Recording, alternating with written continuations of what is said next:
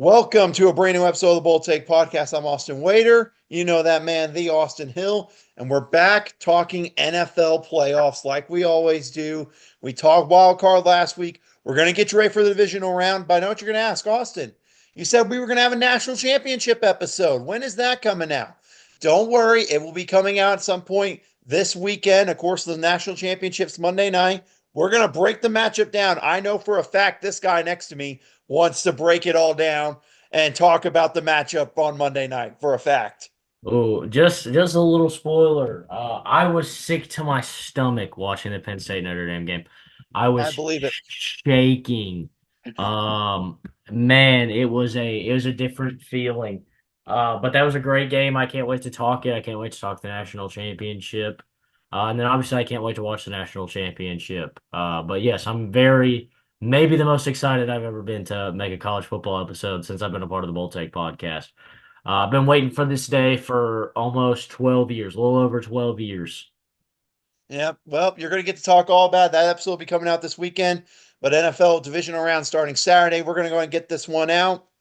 But before we talk wild card round, we're going to talk some news that dropped right before the wild card round, which is the first coaching hire of the offseason in the NFL. And it is one that was probably the easiest one to predict, maybe in the history of coaching hires.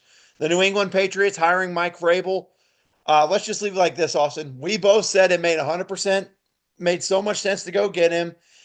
The Patriots did the required limit for the head coaching interviews, and they hired Mike Vrabel about as quick as you can make a coaching hire on it. So now that it's official, thoughts on Vrabel in New England? I mean, like we said, this is the only hire that softens the blow of what really kind of happened with Gerard Mayo. Still kind of leaves a bad taste in your mouth.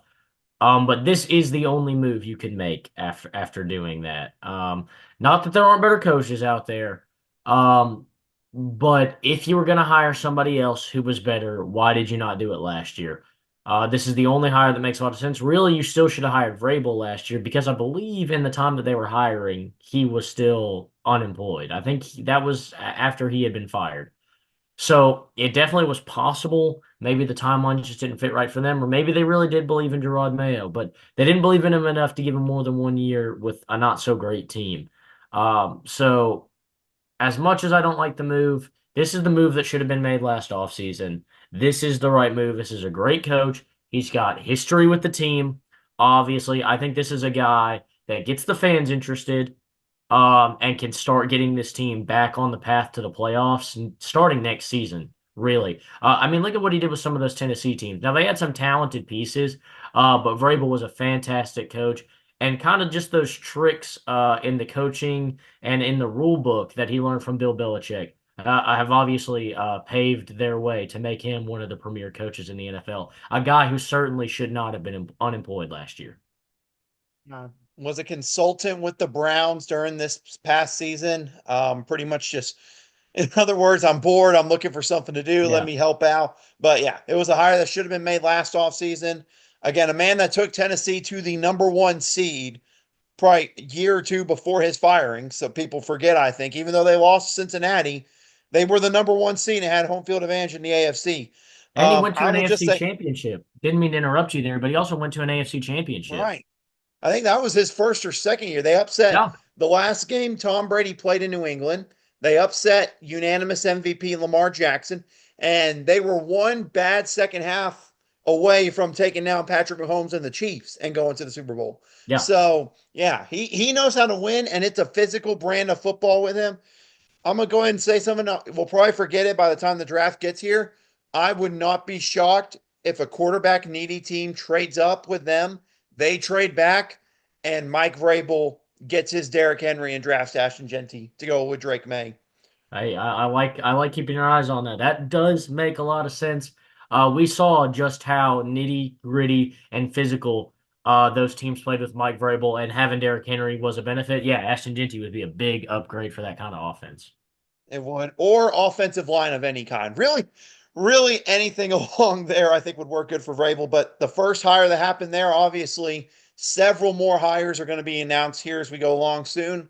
One, maybe even some people think's already done that we'll talk about later, but that's going to be after we talk wild card weekend. So let's talk about it, Austin. Wild card weekend got started with the annual Saturday 3:30 game Yeah. in Houston between the Texans and the Chargers. And I don't remember what you said word for word, but I believe I said that this was a complete mismatch for the Houston Texans in this game. And it was quite literally the opposite. The Houston Texans defense forced, I believe, 4 or 5 interceptions on Justin Herbert in that game. Obviously, one pick six, and they just dominated the second half on to a 32-12 win over the Chargers. I mean, it was pure domination, really, from the 2 minute warning in the second quarter from the rest of the game. It was all Texans, and this is legitimately shocking to me. This is an outcome I did not even consider at all. Yeah, I'm in the same boat as you. I wasn't as harsh as you, as I remember exactly you saying. You said what I said, but nicer. But I had the same opinions. I thought that this pass rush, for the Chargers and this really solid offense, would result in a lot of points for the Chargers, and not that the Texans wouldn't have a lot of points, but I thought the pressures and the weak offensive line of the Houston Texans, would cost them here. But I was completely wrong. It came down, it was really exact opposite of what I said. The Chargers offensive line let Justin Herbert face a lot of pressure, 4 sacks for 31 yards. And he threw 4 interceptions. Obviously, the defense was doing its job in confusing Justin Herbert and pressuring Justin Herbert. 3 sacks, 21 yards for CJ Stroud is not great, but it's a lot better than what we've seen this season. And with the only one interception, obviously they win the turnover margin, they win the sack margin, and Joe Mixon certainly helped take a lot of pressure off. Because look, this offensive line hasn't been great this year, but Joe Mixon has had himself a fantastic year. And if you can get a guy that can run the ball, that can make up for a bad offensive line any day, because now you can't just settle in and rush the quarterback.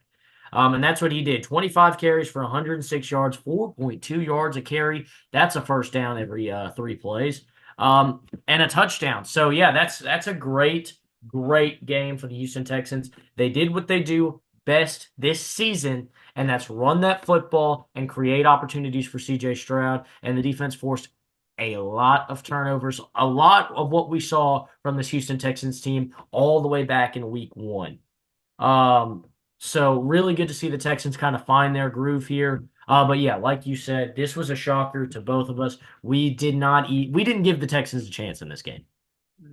Way more than you. Now that you said I'll say it, and you said it nicer than I will. I Yeah. do remember saying that now. I remember saying that word for word.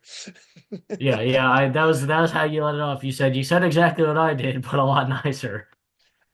Yeah. Yeah. So my hand up, that was my, but the Texans defense was incredible. Again, I think I forget, and D'Amico Ryans, how great of a defensive coordinator he was before the coaching, becoming a head coach. He's transformed that Texans defense back, and that really kind of helped carry the Texans at points this year. And obviously, it made things easier on CJ Stroud because the Chargers dominated most of that first half, but only had a 6-0 lead, courtesy of that Houston Texans defense. So that Texans defense really made things better. And like you said, Joe Mixon has been phenomenal this year. Really, the only thing that's been keeping the Texans offense somewhat consistent is being able, with him running the football, or when CJ Stroud's getting instant pressure, he can dump it off to Joe Mixon and he can make plays out in space. I think a certain Joe Burrow could be missing that kind of impact this year. You Yeah. wonder if maybe that could have made a difference for Cincinnati this year. I mean, we certainly saw that, and it didn't help that guys like Chase Brown spent a lot of time. I mean, they had to make the trade for Khalil Herbert. They had so many injury problems in the running back room. So yeah, not even just missing Joe Mixon, but really missing a running back at all. They just couldn't keep the running back room healthy, and when it's a constant revolving door, it's hard for some of those guys to get comfortable in the starting rotation when maybe you're coming from, the practice squad to a second stringer to a first stringer, or even you're coming off the IR straight back into trying to take those first team reps. Yeah, certainly, just really a lack of a running game in general was the beatdown. But yeah, I think they're kicking themselves that they had to let Joe Mixon go. And it really wasn't, we don't need him anymore. It was too much money and we got to find somewhere to cut it. Yeah, they cut him. I believe he got traded for a sixth or seventh round pick. Yeah. Something along there, because I think me and you both said that is one of the better trades of the offseason because they got a great running back like that for such a cheap deal. But yeah, it was 32-12. Texans dominated. I just have one more question for you, Austin. What was Cameron Dicker thinking on that blocked extra point? I Yeah. I, I want to know. Yeah. No, I do not know on that one. I don't have an answer for you. I mean, like, I get you right at point. That's when it's past the line of scrimmage or whatever. I mean, it's a live football. Just, Yeah. if just maybe if you don't want to touch it, then just get away from it and let an old lineman or something catch you. I mean, I'm not saying it was a huge difference in the game. Obviously, Houston scored a touchdown after. I just remember watching it. I'm like, why did he just swat it down right to the Houston Texans? I didn't get that. But Texans 32-12 over the Chargers. Let's look at this from a Chargers perspective really quick. Obviously, year one with Jim Harbaugh, 11-6. Let's just say like this team was not meant for a deep playoff run whenever the season started. I think we both agree if the fact they got into the playoffs is pretty successful. Now you have a full offseason, maybe getting more weapons, maybe getting more help on the offensive line, maybe get younger defensively. Obviously, Khalil Mack could be retiring. Joey Bosa's not getting any younger. But it'll be interesting offseason for the Chargers. But year one under Jim Harbaugh, I would have to say, despite this ending, is a pretty successful one. Yeah, this was a Jim Harbaugh masterclass. This is kind of what the guy does. He comes into a team that's either, middle of the pack or underperforming, and they come in and right away they become a force to be reckoned with. Obviously, like you said, this team was not built to win the Super Bowl. The expectation when he came in the building, when they hired him, was not even to make the playoffs. It was, just come in, start building a foundation, and we're going to start going.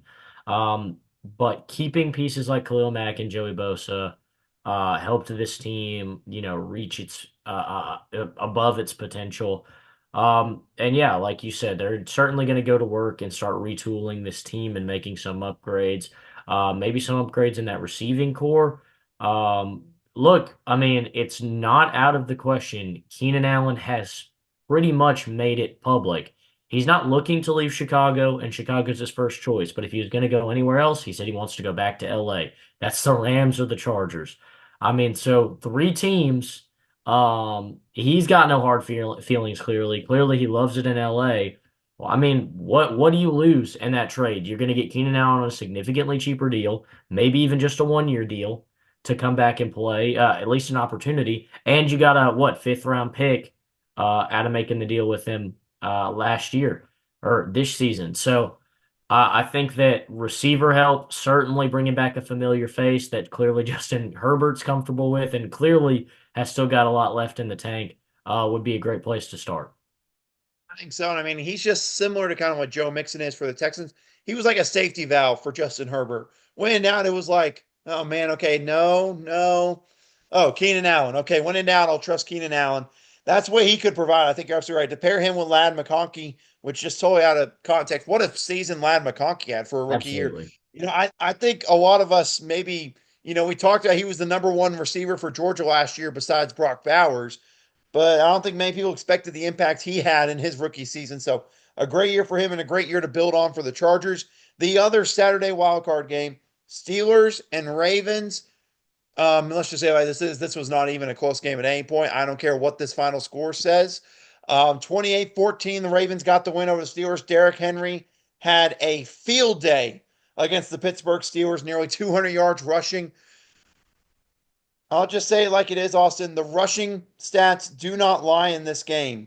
Rushing yards, 299 for the Ravens, Yeah. 29 for the Pittsburgh Steelers.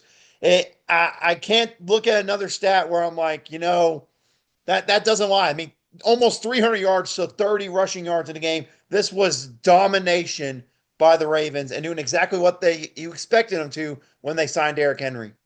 Yeah, and Lamar Jackson, 81 yards to go on top of it. How do you guard that? It's going to be interesting to see as we get into these playoffs and we get to the best of the best. How are teams going to attack this, knowing that if you can't stop it, you're going home and this team's going to be playing, deeper and deeper in the postseason.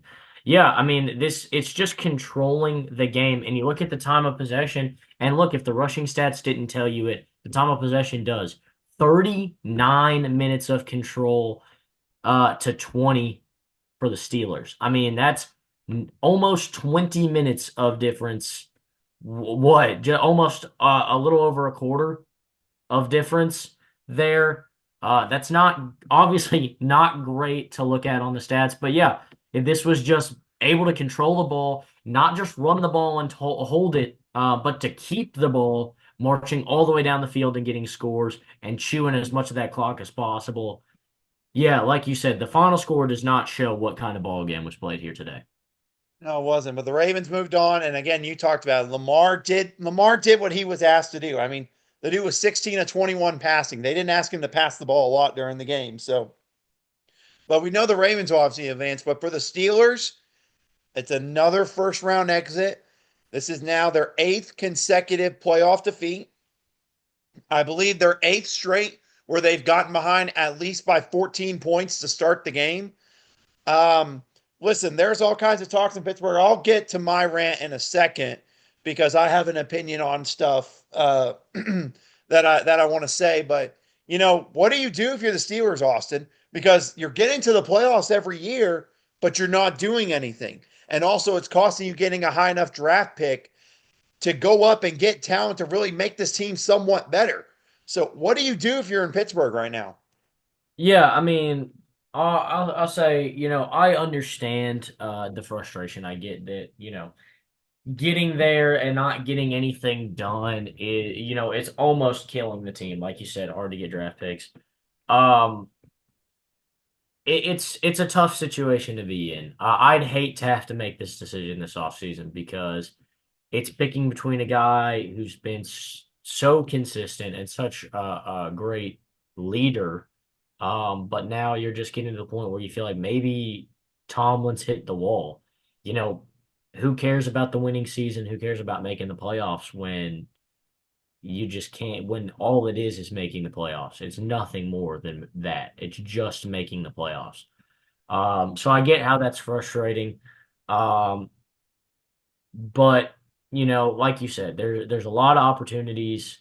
Even in having some losing seasons and maybe falling to the bottom of the league to try and give yourself a chance to get a star player.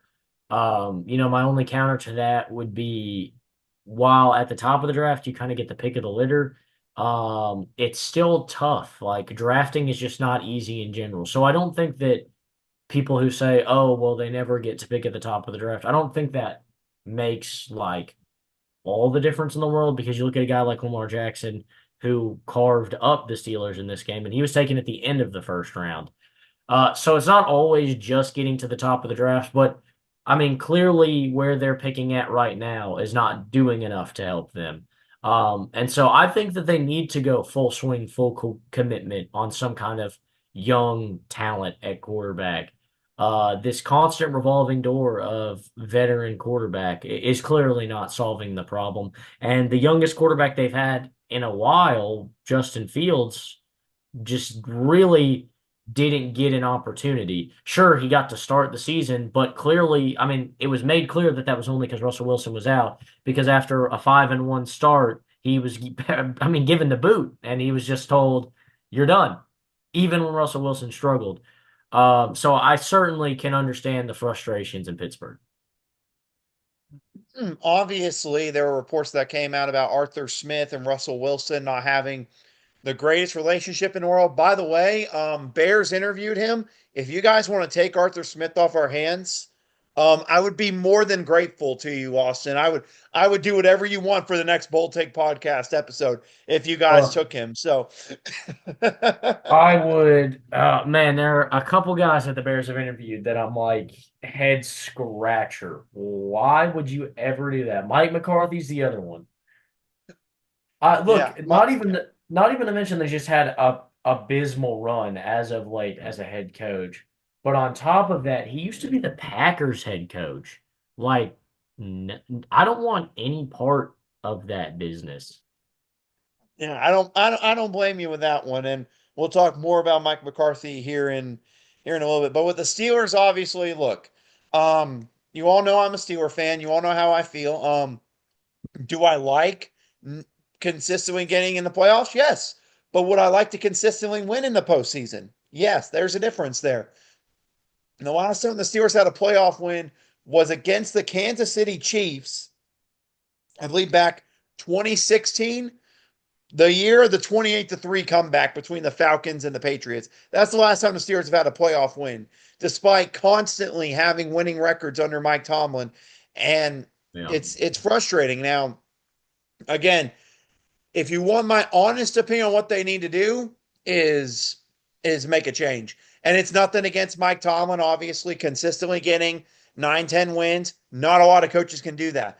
And I get everyone in the media saying, well, things will probably get worse in Pittsburgh if you let him go, or you don't know what you're going to miss once he's gone. I mean, do we? Because we haven't given any other coaches a chance with it. How do we not know there could be a great unknown coach that could take us to a Super Bowl? How do we not know there's a great unknown coach that could fix this offense while keeping this defense elite? And all this, and I'll just say it is, all this BS about Tomlin does so much with little that he has. Do you realize he's been there since 2007? That man has a say in how the roster looks. If you've Yeah. been there that long, you get a say in how the roster is. So the most expensive defense in football, that's on him. He's not getting the most quality out of it, but he's overpaying for it. Not having a great quarterback situation, really playing after Ben Roethlisberger retired, has really kind of screwed the team over as well. Not having a good O line, not having enough wide receiving core. It builds up to a point where he is a key part of building this roster. So I don't want to hear any of that talk. So if you want my honest opinion, that's what I would love. And I get not firing him because the Steelers, like I said, they hardly fire coaches. I mean, when we fired Matt Canada, I thought it was the greatest present I'd ever gotten from Yeah. football ever. And that was a rarity. I think the last time a Steeler coach got fired in the middle of a season was in the 1960s or 50s. So it's been a while. So, but someone trading for him, kind of like a John Gruden move that kind of happened there early 2000s, obviously other coaches as well that it's happened to, could be beneficial, I think, but I know the Steelers won't do it. So I'm just going to shut up about it. Let me just say it like Yeah. it is. We got to focus on if Tomlin's going to be here. And if you want my honest opinion, if Tomlin's going to be here and we're going to try to keep this team somewhat what it is next year, and you want to try to get something for the future at quarterback, you need to run with Justin Fields. It doesn't get any simpler than that.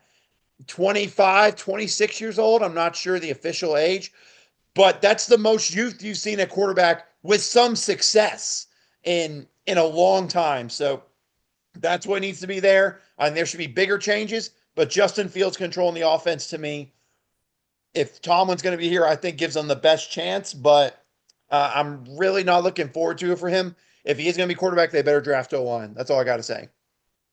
He'll be 26 on March 5th. 26 on March 5th. Okay, yeah. Youngest quarterback Steelers had, and hopefully with success. I mean, the stats he had in the first couple of games, 1,100 yards passing, 5 touchdowns. He ran the football well. He was smart with the football. He had one bad game against the Colts where he made a couple of bad mistakes. Besides that, I mean, I thought he did pretty solid out there. We don't beat the Chargers without him at quarterback, which had we won against the Bengals would have gotten us to Houston instead of going to Baltimore for round one.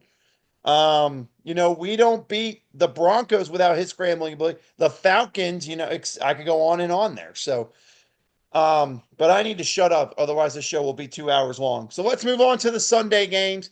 First off, Bills taking down the Broncos 31-7. Denver scored on the opening drive of the game, had you thinking it was going to be a competitive one. And then Buffalo scored 31 unanswered and dominated the rest of the game.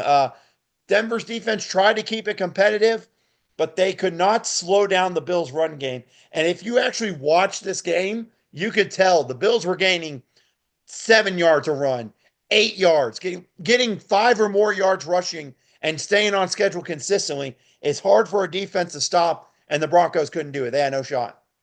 Yeah. James Cook, 120 yards on 23 carries. That's 5.2 yards a carry. Josh Allen, 46 yards on 8 carries. That's 5.8 yards a carry. And Ty Johnson, 44 yards on 9 carries is 4.9 yards a carry. Yeah, it's going to be tough for a defense to stop that. Josh Allen, again, looked phenomenal. This is kind of the game that I foresaw when I took my bet of the week. Bills minus 8.5. That was free money. I bet with the Bull Take Podcast parlay this weekend, and I made some money. Yep. Um, Shout out to Steeler Ravens under. I was worried late in the fourth quarter, but it managed to hold on because that was the only good thing from the game. I'm like, well, at least the freaking under hit, I guess. yeah. But yeah. So yeah, made some money there. But yeah, this game was a great game. Talking about Ty Johnson, what a fantastic catch on fourth down. That was one of the more insane plays I've ever seen. The way to keep the feet up, as opposed to trying to get them down. Usually, when you're trying to make a catch like that, you want to get the feet down. But in that case, you want to get the feet up so that you can get that knee down in bounds. That was a pretty phenomenal catch. And because I was worried that the Bills were going to cost a chance to go up over 8 and mess up by 8.5 here. And then Ty Johnson came down with it. But yeah, this is the game I foresaw. You're right. Broncos' first drive started having me sweating when they scored it, but the defense locked up for the Bills, which is, exactly what I expected this team to do. Yeah, and then for look, Buffalo advance, it's what we expected. But let's talk about the Broncos here really quick, and I'll give a shout out David Green, good friend of mine. He's a huge Broncos fan. The future is insanely bright there in Denver. Sean Payton, what he's done quickly there. Bo Nick's a great rookie season. A lot of good pieces. Let's just say it like it is. Denver is going to be back in the playoffs here soon. But first playoff season since 2015, got to give them props. Yeah, since Peyton Manning's retired, it has been a scramble to find somebody to replace him. We've seen the Drew Locks and the Trevor Simeons come through. We've had Russell Wilson, Brock Osweiler, a lot of guys that have tried to be that Broncos quarterback and try to get this team back to its former glory. And this first season from Bo Nix was certainly promising. And you have to think with a year's worth of experience, this guy's going to come back and be better next year. Yeah, one's got to hope, and then obviously, some great pieces offensively, but the defense was incredible for Denver. That's the big key. That defense, Pat Surtain was incredible. Nick Bonito, he was great. Who knows? They could go get more pieces in the draft. It'll be interesting to see what Denver has plans for in the offseason. Yeah, this is a game Buffalo dominated like we expected. Let's go. Wild card finally get to the NFC. Packers and Eagles. Let's just say it like this. This was an ugly game of football. This was not a pretty Yeah. game. And it was a game that Green Bay really never had a shot in. The Eagles controlled it from the get go. And also, the amount of injuries the Packers suffered in this game. I almost, with 8 minutes to go, I was like, Green Bay, just wave the white flag. You're going to get more guys injured out here if you don't stop the game at this point. They had a chance to somewhat compete, but then Philadelphia quickly down the field got the lead back up to double digits and was able to run out the clock after it. Yeah, and this was just a tough game for them. The 3 interceptions from Jordan Love, oof, just doesn't help anything. Like you said, the injuries. Yeah, this was a tough game to watch. I had it on the background. I decided to do dishes during this game. Yeah, if that makes it any obvious what was going on. Yeah, I just could not bear to watch this game any longer, but I wanted to keep it on in case something might interesting might happen. But yeah, this was honestly a good game for me though because the Packers lost. And they'll have as many Super Bowls as we do this year, which is 0. So at the end of the day, it's a Bears win, and that's what I'll take.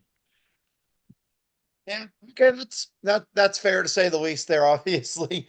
Um, but listen, Green Bay's is we'll talk about them really quick, and then I know you don't want to talk about them anymore, but second straight year they're a 7 seed in the playoffs.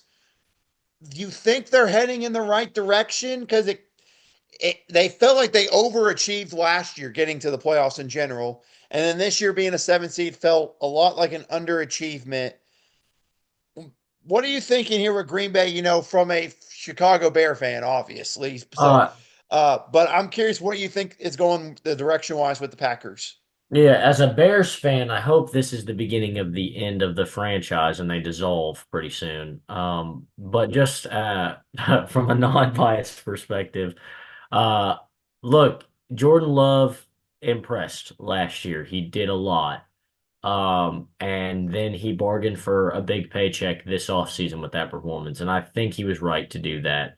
And I think it was a little bit of an overpay. Um, but we won't know until it's all said and done. This is not a great first year to have after signing such a big contract.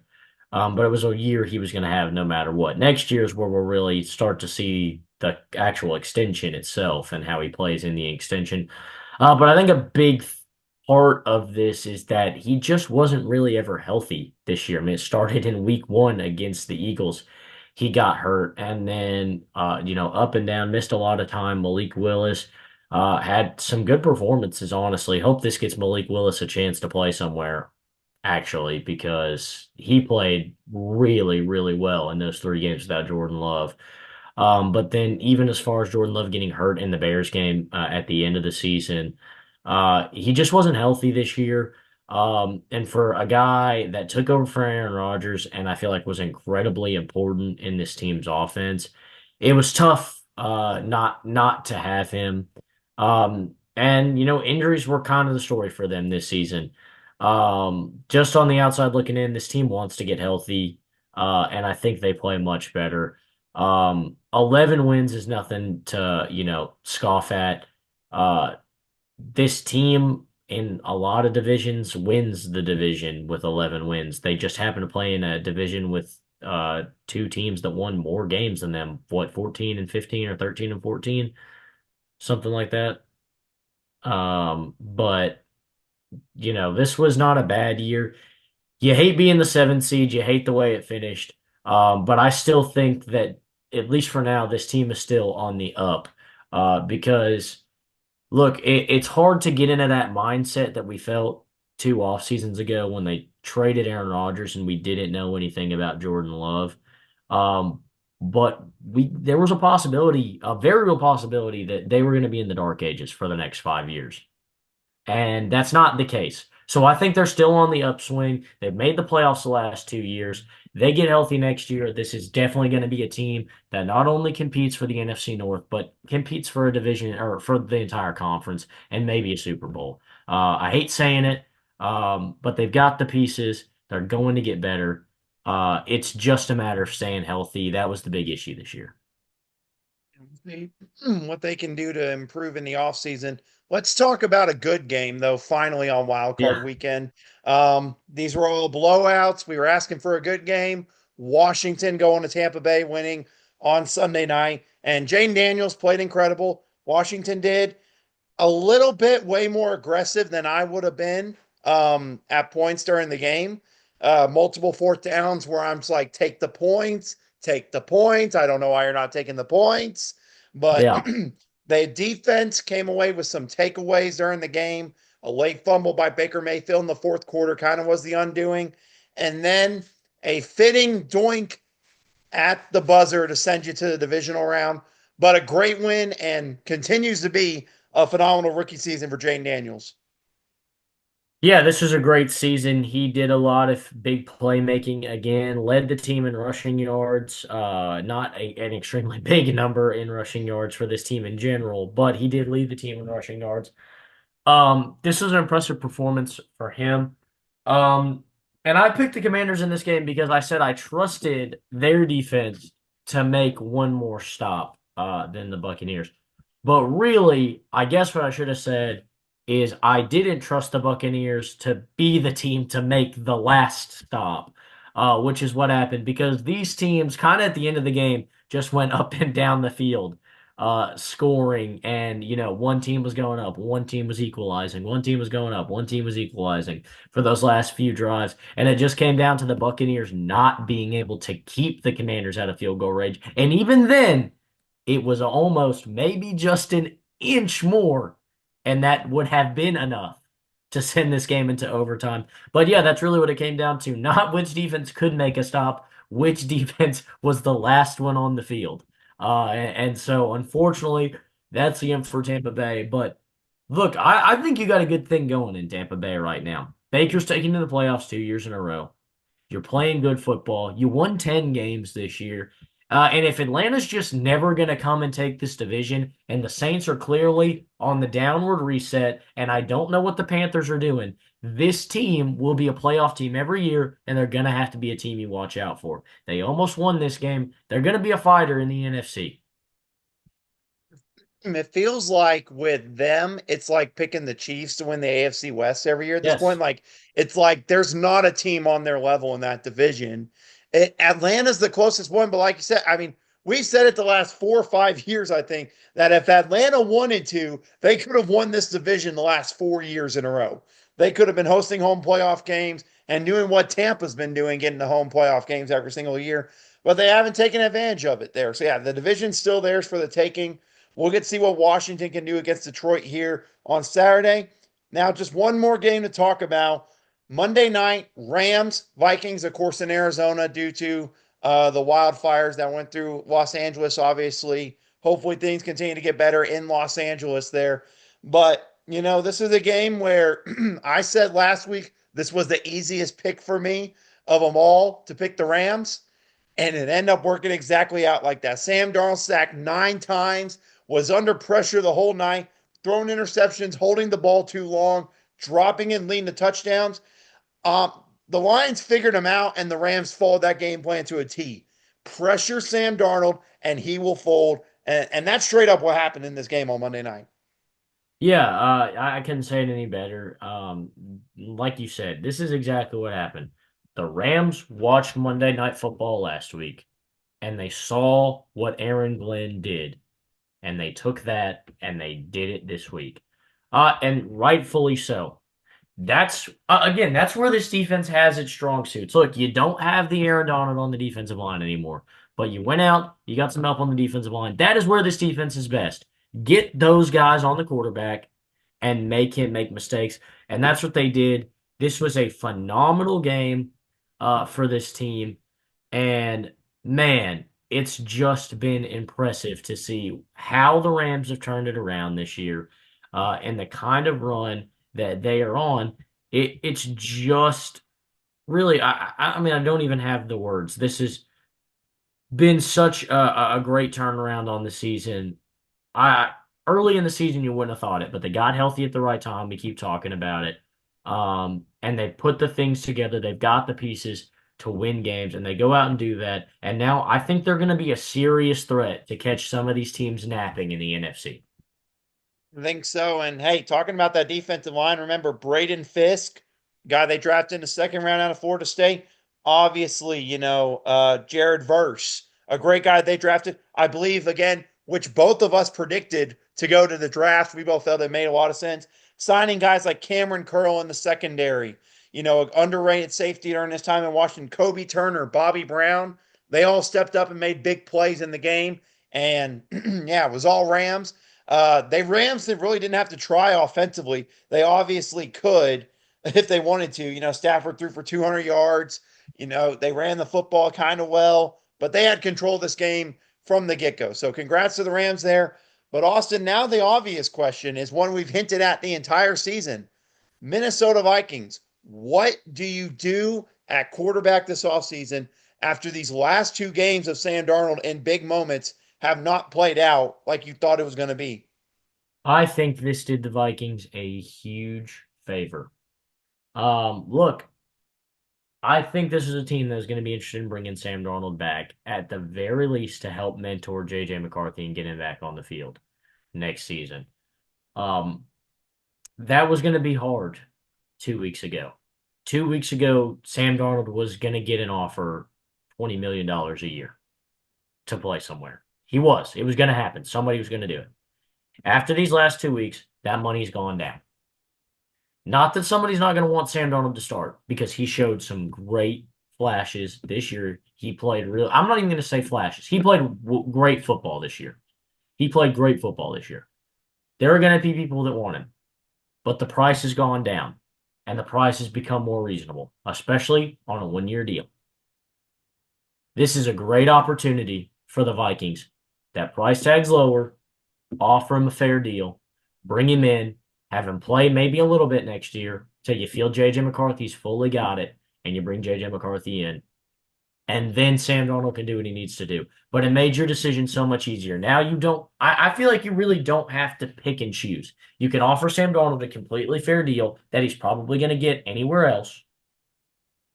And if he chooses to walk, then he chooses to walk. But I just don't think they have to pick this offseason now. I think these 2 weeks have really helped them in that department. And it's unfortunate for Sam Darnold that obviously, he'd like to make as much money as possible. But the last 2 weeks have not helped.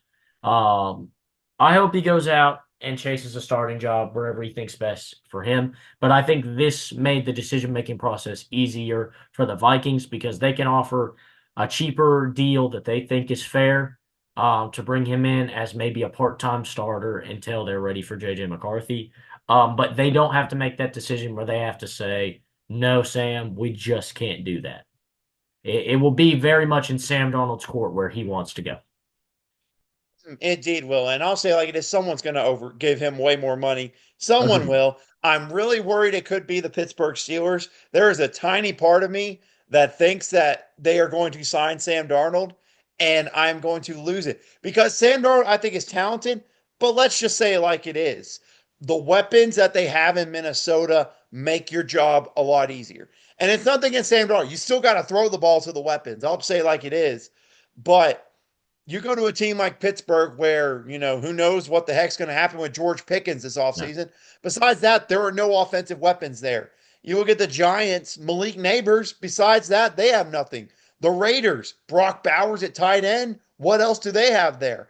So these teams that I could see eyeing for him, I just think that those teams would regret the deal because they don't have the right pieces to have him work. Unlike it'll probably end up being, they'll think, oh, Sam Darnold, come be a miracle worker and save my franchise with the crappy receiving room that we have. It's not going to work like that. So I'm with you. Uh, Obviously, depending on the price, I'm not Sam Darnold's agent. If it's anything like Kirk Cousins, he might get a gigantic deal. Who knows? I'd be going out Um, and getting Kirk Cousins' agent right about now. I think that'd be the best case scenario. I've been trying to if I get a big job in broadcasting, I want to hire him as my agent. Yeah, Like, you need I to. just want to be like, yo, just come in and just do whatever you did for Kirk Cousins in that Atlanta Falcons deal. Just do whatever you did there, and I can work with it. Yeah, But to me, I'm with you. Sign him if it's a cheap enough deal. Sign him. Let him play in front of JJ McCarthy until you feel he's comfortable and ready, and then you could let McCarthy play and then let Sam Darnold go. I'm right with you. I think these last 2 weeks have kind of made it easier for them as long as Sam Darnold has dropped, in his demands yes, for money. That's the big key. If he wants to come out this offseason and wants like 30, 40 million, you're not going to get him back. And I no, wouldn't bring him back if I he wouldn't wants either. 30, 40 million.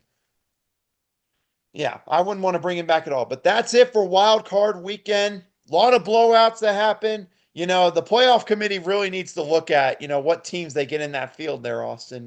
Yeah, no kidding. We need to up our requirements because the good teams are just not allowed to be the good teams. If you beat somebody by more than 10 points, then clearly there's something wrong with the playoff structure.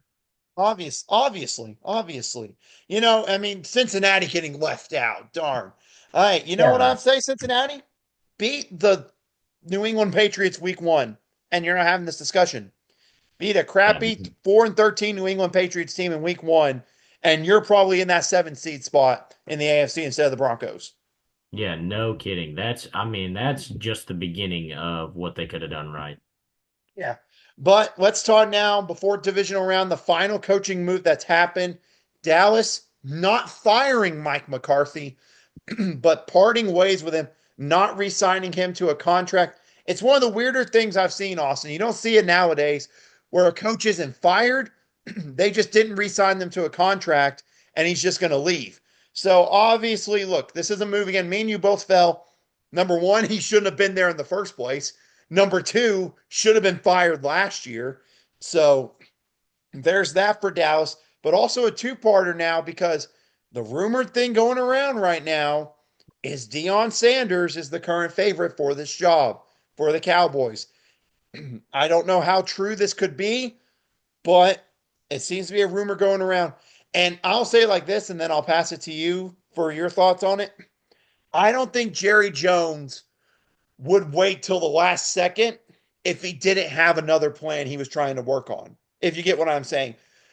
I think he had it where he was going to try to get a bigger name to try to commit to and come in and be the head coach. And then he was just going to let McCarthy walk. If he wasn't able to get a better coach, he was going to bring Mike McCarthy back and just act like, yeah, we wanted to work through contract extensions. But whenever it came out that he said him and Mike McCarthy weren't even close to a contract extension, it sounds like to me that Jerry Jones really was kind of working something behind the scenes, and it could be Deion Sanders, it could be someone else. But your thoughts on the latest moves going on in Dallas? Yeah, I completely agree with what you said on the Mike McCarthy situation. As far as clearly they weren't having contract discussions until the day that they met on his last day to be re-signed, like to before he could start talking to anybody else.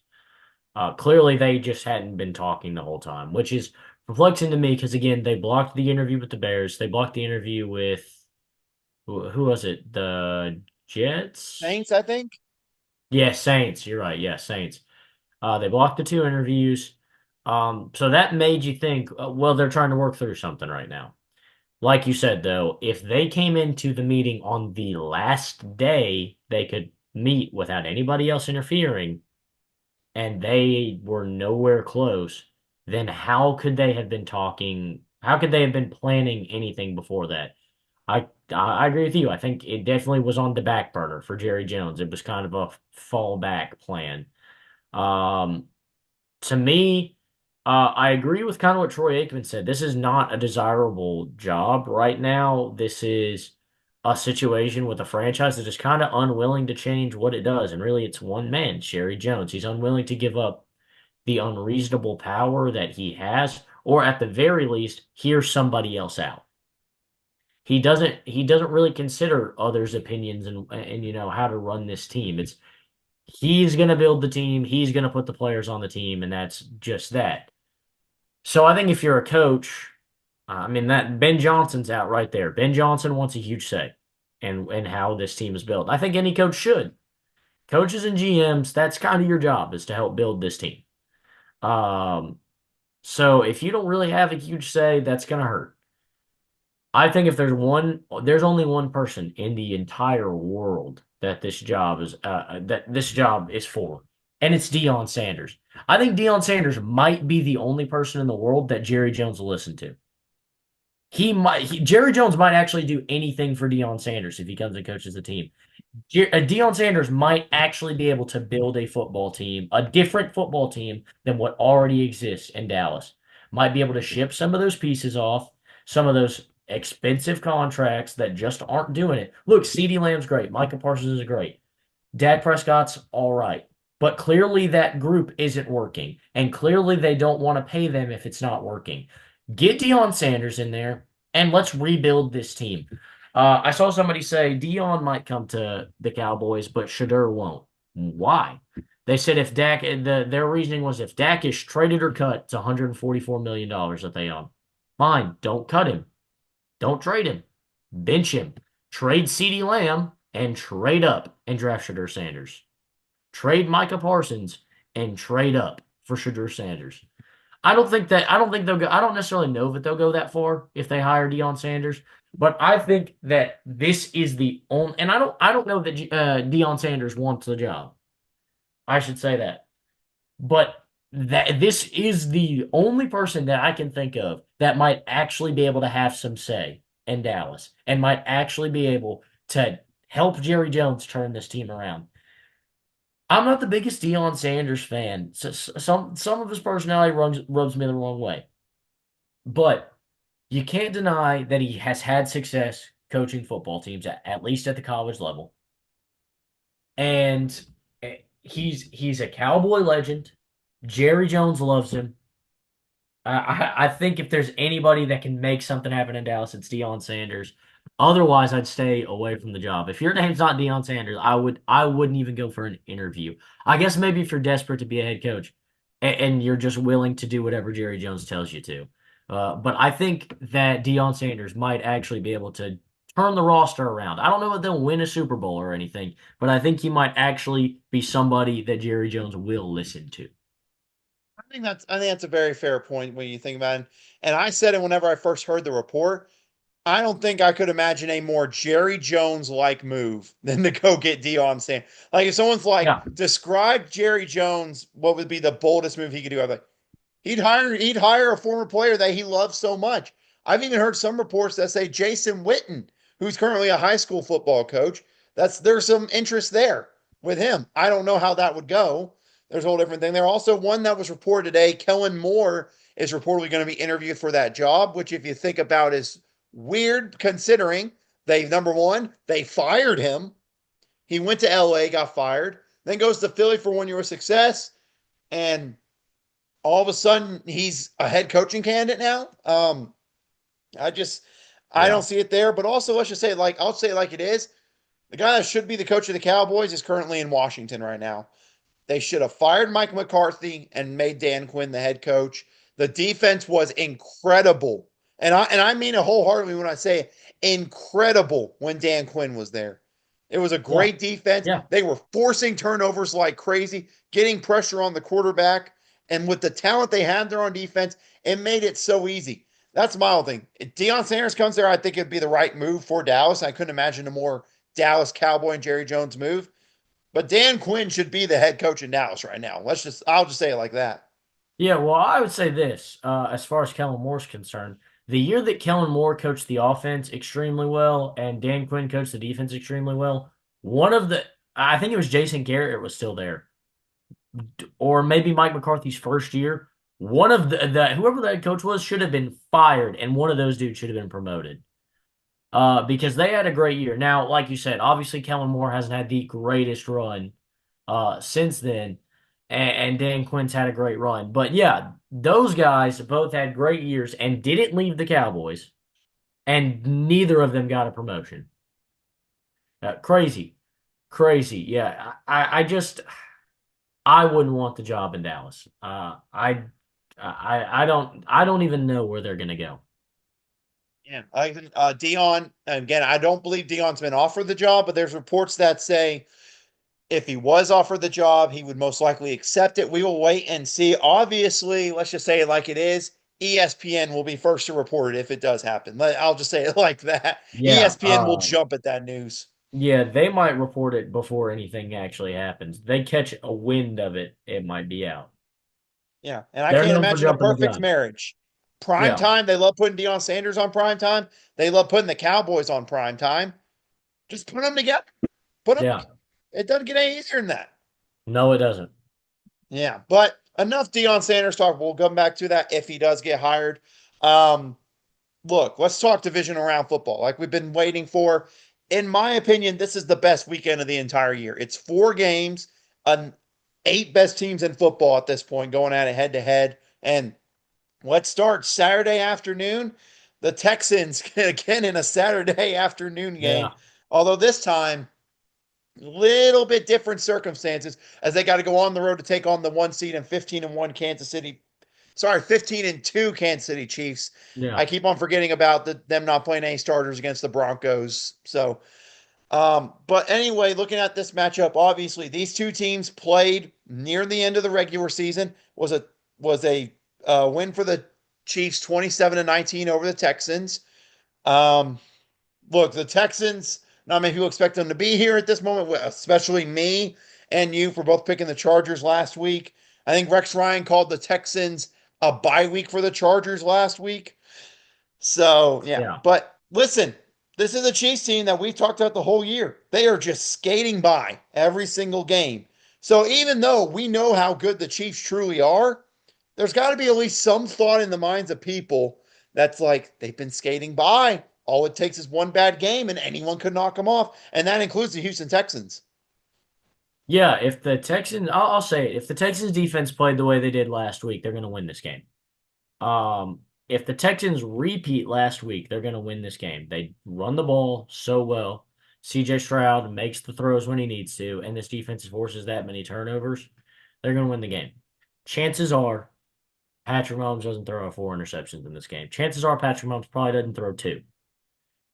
He might make a mistake. He might throw an interception. I think he threw an interception when they met in the regular season. He's had, he's tried to make some tougher throws in this season, and that comes with having a bit of a depleted receiving core this year. And he's tried to force some balls in there, but they've still won 15 games. Um, I think this would be a close game. I think the way the defense played and the way the run game played, the Texans are going to keep it close. I'd like to see the Texans win this game. I think that'd be really, really fun. It'd be an exciting way to start the divisional rounds, the number one team in the NFL. Down they go. And the three-peat goes out the window before the conference championships. That'd be exciting. But I don't see it happening. I think this would be like a 3-point finish. I think it's going to be another close game. I think it's going to be another game where we say the Chiefs just got by. But I don't think it's going to be like they played bad and they just got by. I think it's going to be a good game. I think they'll play good. I think the Texans will play good. I think it's just going to come down to the Chiefs being the Chiefs. They're going to be the better team in this game. They're playing at home in Arrowhead. They're going to get it into field goal range at the end of the game, and Harrison Butker's going to put it out, or whoever their kicker is now, because Butker's kind of been bad this year. Yeah. I mean, I'm going to steal a line that I've said the whole year for the Chiefs. They will be outplayed. It will be ugly, yet somehow they'll win the game. I mean, it doesn't get simpler than that. Also, Joe Mixon is questionable for this game. If Joe Mixon doesn't play, this might not be a close game. They Yeah, need Joe Mixon to play. Damian Pierce had a big game at the end of the regular season, but that was also the last game of the regular season, and it didn't really matter. So we'll see. But I'd rather have Joe Mixon this week. Yeah, so I'll lean Chiefs with you there. The other Saturday game, the other one, see the Detroit Lions hosting the Washington Commanders in this one. Um, I'll just tell you like it is. This if it plays out like we expect, should be a high scoring affair. Over unders currently at 55 and a half for this game. They are expecting a lot of points in this game. You got Jane Daniels in this Washington offense that look at points unstoppable. They're consistently going forward on fourth down, being tough. And then you got the team that they're basically stealing that from in the Detroit Lions, who are probably the most aggressive team in football, with arguably the best coaching staff in football. Now you got a home field advantage with that environment in Detroit on a Saturday night. It's going to be tough for Jane Daniels to go in there and win, but how do you see this one playing out? I think it's going to be a good game, like you said, high scoring. I think it's going to be fun. This is where I think a long season of putting your body on the line is going to catch up to the rookie Jaden Daniels. I think when you're a veteran like Lamar Jackson and you've been doing it for several years, once you get to the playoffs, muscle memory, you're not thinking about it. You're just bouncing off hits and you're going. But look, we saw in that Falcons game a couple of weeks ago, Jaden Daniels was tired at the end of that game. He was beat down, he was worn down. And Dan Campbell's a guy that prides himself on the physicality of his offense and his defense. They're going to make it tough. They're going to hit him hard when they get a chance to hit him. I think in this game, we're going to see a close game, a fun game. But at the end of the game, I think the physicality and kind of the wear and tear that Jane Daniels put on himself, putting his body on the line, hats off to him for doing it. I think as a rookie in your first year in the NFL, though, it's going to catch up to him. And I think the Lions are going to be able to take advantage of that. Him being worn down, maybe them not being able to run him as much. He's going to have to throw, or they're going to have to rely on other guys in this run game. And I think that's where the Lions jump on it, take advantage of a tired and depleted team, and win this game. Again, another game that I think it would be fun to see the Commanders win this game and Jane Daniels continue on this tear. But I think the physicality of this long NFL season is going to catch up against a team that prides themselves on being tough and physical and hard nosed. Yeah, I'll just say it like I normally say it. I don't doubt Dan Campbell. Yeah, pretty much I don't doubt Dan Campbell and this Detroit Lions team. Also, to me, I think it will come down to which defense, makes a couple of stops. And I think Dan Quinn, again, as phenomenal as the defense coordinator is, he just doesn't have the right pieces, I think, for a great defense like he had in Dallas. And I think Aaron Glenn has the great pieces and the scheme that fits them there, and all the players love him. I'm curious, just speaking totally off topic, I'm very curious to see if Aaron Glenn gets a head coaching job. I think the way I've heard people talk about him, not just in the Lions building, but as a whole in the NFL, it gets me intrigued to see if a team gives him a chance as a head coach. But I'll pick the Lions in this game. Yeah, to me on the Aaron Glenn subject, I think he's the Ben Johnson of defensive-minded coaches. Ben Johnson right now, I think, is the clear number one guy if you're looking to get an offensive head coach this offseason. I think Aaron Glenn should be the number one guy if you're looking to get a defensive coach this offseason. No, Flores is good. But kind of like Kingsbury to Johnson right now. Had a good year, and Brian Flores had a good year last year, and probably guys that deserve looks at head coaches as well. But if I'm looking for a defensive-minded head coach, I'm getting Aaron Glenn's the guy I want. And if I'm getting an offensive-minded coach, Ben Johnson's the guy I want. Detroit's got it all. They got to make it count this season. That's my whole thing this year is like if Detroit doesn't we talked about it last week. I think we said if Detroit Yeah, doesn't win it all this year, do they run it back again? If they do, then I think at that point it's like they're not going to leave until the Lions win a Super Bowl. Until the Lions win a Super Bowl, they would not leave. So I'm like they yeah, got to at least get to the Super Bowl this year. yeah. I'm with you Let's talk. there. Yeah, but let's talk about the two Sunday games. First one, 2 o'clock on NBC. Rams taking on the Eagles in Philadelphia. And look, obviously, these two met on Sunday Night Football. I think it was around week 12 or 13, I think. And it was all Saquon Barkley in that game. I think 250 plus rushing yards, multiple touchdowns. The ground game dominated. But I will just say the defense for the Rams and their offense, everything has gotten better for them since that game against the Eagles at home. So even though I see that experience and that matchup happen, I would still say this is a dangerous Rams team to keep an eye on as they go into Philadelphia, especially an Eagles offense. At points last week against Green Bay, they just struggled doing anything for most of that game. I think they had over the span of 4 drives, they had a net total of 9 yards in 4 drives. So if they have any droughts like that, this isn't Jordan Love. This is Matthew Stafford, Cooper Kupp, Puka Nakua.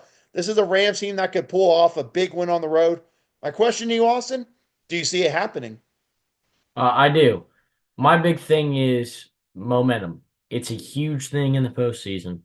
It's super important. The Eagles, like we said, they did not play. They played an ugly game last week, and they won it, but it was ugly. They don't ask you how you win them, but sometimes it's important to know how you won them because the Rams flat out dominated. The defense looked good. The offense looked good. I think riding high, riding hot, like I've been saying a lot for the Rams, they're going to ride that hot hand. They're going to come into Philly. They're going to get the job done, and they're going to get a big win, sending themselves to a conference championship. Yeah, I mean, my whole thing is literally what I just said. The offensive inconsistencies against Green Bay and their kind of, team that struggled with turnovers and kind of being injury prone there. The Rams are back at full strength. They've looked so much better the last couple of weeks. Like you said, momentum's a key thing. And if the Eagles have any dry possessions, I have confidence that Matthew Stafford, Cooper Kupp, Puka Nakua, Tyler Higbee being back, I think is something that many people have forgotten about, can take advantage of a young Eagles secondary. Remember, secondary, Quinyon Mitchell, Cooper DeJean are back there. I think they can take advantage of some of those young guys. So, yeah, I'm with you. I'm going to take the Rams to win this game in Philly. And Austin, let's get to the game that I think everyone in the world is looking forward to on Sunday night. Ravens versus Bills, the two lead MVP candidates, Lamar Jackson, Josh Allen going head to head in a playoff game. I mean, the script writes itself there, Austin. It's going to be an awesome matchup in Buffalo. Yeah, this is going to be a phenomenal game. Two really fun offenses. It's been awesome to see what Joe Brady has been able to unlock with this Bills offense. We talked about it last year, but even this year, the way he's found a way to take the pieces they already had and build a run game that doesn't take away from Josh Allen and throwing the football has been phenomenal. And then the receiving core, what they've done with the receiving core this year, I'll harp on it again, is phenomenal. They built a better receiving core than they've had in the last few years, and that allows a guy like Josh Allen, who doesn't hone in on one guy, to be able to throw the ball and make plays no matter who he puts the ball in the hands of. The way they play, I mean, they play 5 or 6 receivers in a game and 2 or 3 tight ends in a game. That's crazy rotation to have constantly coming in. And Josh Allen being able to find all of those guys and all of those guys being able to make plays is super exciting. It was a tough year for me. I had Khalil Shakur on in fantasy. I had him last year, and he had some pretty big games as their slot guy. But kind of the way Josh Allen works, it's like everybody's going to get their week, but it's not always going to be one guy. So one week it's Khalil Shakur catching 2 touchdowns. The next week it's Dawson Knox. The next week it's Kincaid, Amari Cooper, Mac Hollins, Curtis Samuel. Just the way he chooses to space the ball out, he finds the guy that's getting open and he takes advantage of that. He doesn't lock in on a guy just because they're a good receiver. He finds the guy that's winning his matchups. He throws the ball. It's awesome. But on the other end, you've got the best rushing attack we've maybe ever seen in the history of football. A surefire Hall of Fame running back in Derrick Henry. A surefire Hall of Fame quarterback in Lamar Jackson. Two dominant rushing threats combined for over 200 yards last year or last week. Just a phenomenal run game. Can you stop it? I think this comes down to which defense can stop the key pieces. I don't know who's going to be able to do it. I think this game might be higher scoring than people anticipate just because of how dominant these offenses really are. I'm going to go with the Buffalo Bills, though. I think the time is now for Josh Allen to claim the Super Bowl crown. So I'm going to give it to Josh Allen here and the Buffalo Bills. This is one I've gone back and forth on. Before the playoffs, I was like, if it's Buffalo going in there and hosting the Ravens, I feel confident in it.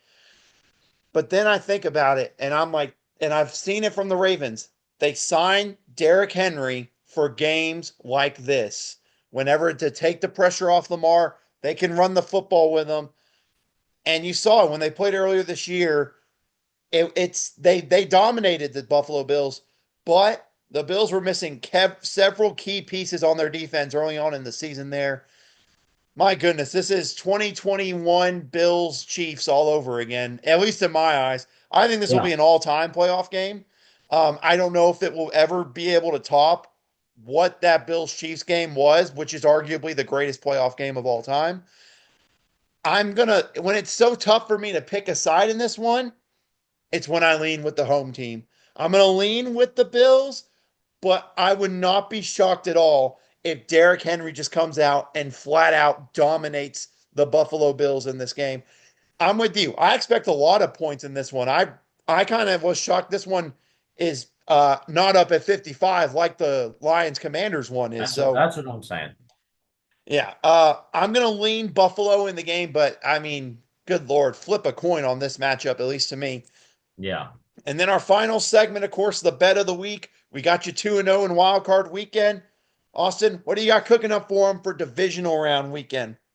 Man, I absolutely love the spreads this week. So, I'm going to take one. I'm going to take the one I think I'm most confident in. I like Texans +8 against the Kansas City Chiefs. Like I said, I think this game is probably going to be a 3-point finish, walk-off field goal, or a late last-second touchdown for Kansas City to win this game.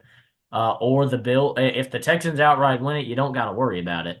But I think there's going to be a close finish, another close game where the Chiefs just get by, which is, again, they don't ask you how you win them. You just win them. So I think it'll be a close one.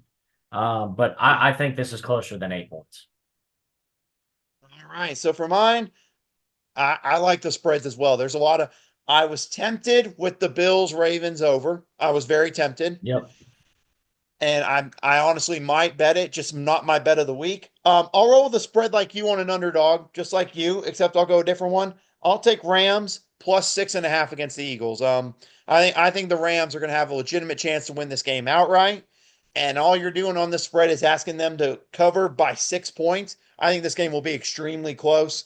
Yeah, give me Rams +6.5. I don't see this game getting to double digits, let alone a multiple possession game at all. I think it could be close and the Rams can win outright.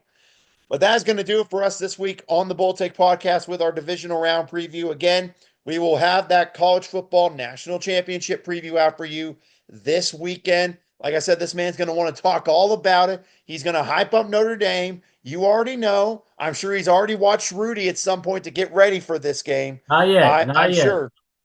Not yet. Not yet. Okay, he will at some point though. Maybe by the time we record it, but Yeah. it maybe. But Enjoy the playoff football this weekend and then enjoy a national championship on Monday, which we will have a full preview out for this weekend. But that's going to do it for us here at the Bull Take Podcast. That's Austin Hill. I'm Austin Wainer. We want to thank you for watching.